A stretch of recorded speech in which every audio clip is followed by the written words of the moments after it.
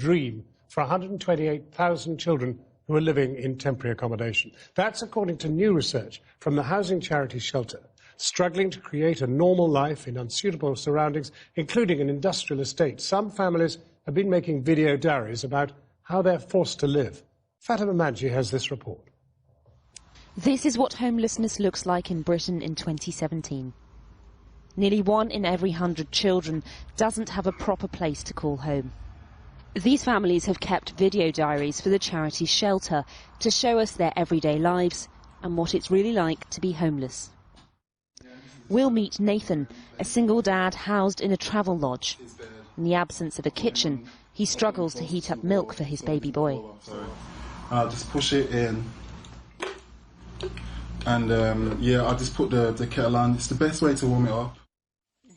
4-year-old Zara complains to her mum about bed bugs. My face is itchy. Your face is itchy. My leg is itchy. Your legs itchy. For 3 months, they've been living in one bedroom of a B&B. Shandor's ashamed that this is the only home he has for his child. As you can see, there's absolutely very little space. Here's his 7-year-old son Billy, filmed over the summer. We'll be back after break. This is the homeless show. I was doing a lot. I was action daddy, but having lost the house, suddenly all of those resources have gone. It's having to find something else which he can look up to and say, yep, that's my daddy. This is our room. When Shandor lost his job and then his home, he ended up in a hostel. Though it was difficult enough for him alone, it was worse on weekends when Billy lives with him. And it's made him question his own prejudices. I would be very sceptical about people who, were homeless. But I've seen another side to it, the different situations which people end up in. You just don't exist. You are out of sight and out of mind.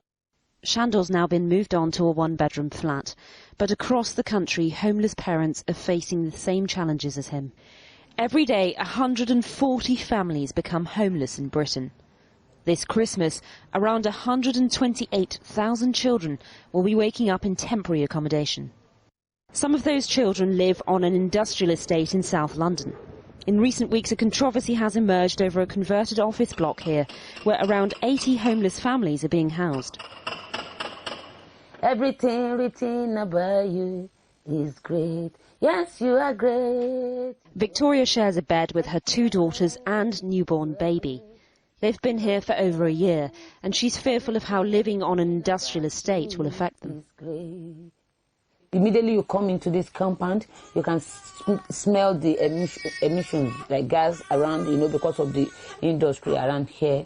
And then the building itself, the way they constructed it, is not, I think, it's not okay for children at all. So it's horrible, actually. The agent's Easy Management say the rooms here fully meet legal requirements and the building is regularly inspected by local authorities. But the constituency MP described it in Parliament as a multi-million-pound death trap. At the moment, we're spending a fortune keeping on people in inadequate, insecure accommodation, and we don't yet know the price or the cost of that in terms of mental health, physical health, the development of children. Emergency accommodation is meant to be for a maximum of 6 weeks, but so many families are spending a lot longer in cramped conditions. Yeah, so this is the room. Over in the Midlands, Nathan and his son have spent nearly 3 months in a budget hotel.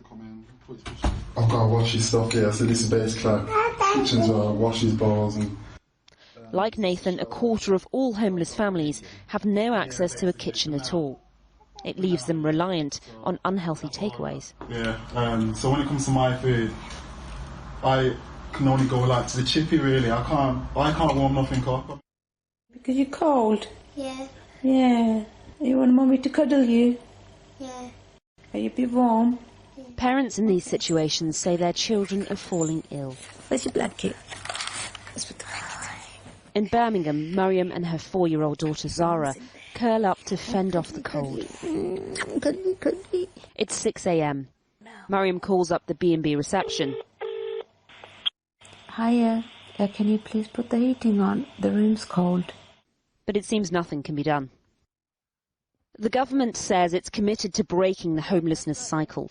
Earlier this year, an act was passed in Parliament, committing millions of pounds in funding to tackle the problem. But campaigners point to these living conditions faced by thousands of children this winter and say it's a national scandal.